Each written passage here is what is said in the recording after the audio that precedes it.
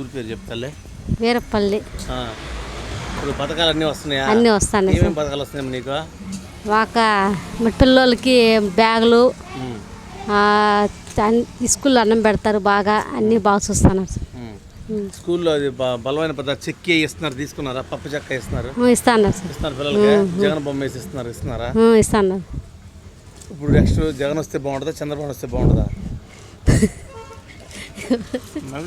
చెప్పు.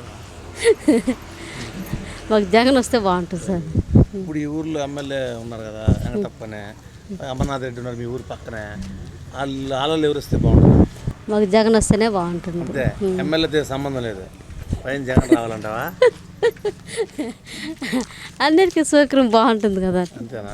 18,000 తీసుకున్నావా? మాకు రాదు. 45 రాలేదు నీకు ఇంకా? వాలంటీర్లు అందరూ బాగా పనిచేస్తున్నారా? వస్తున్నారా? Like and subscribe Eagle Media Works.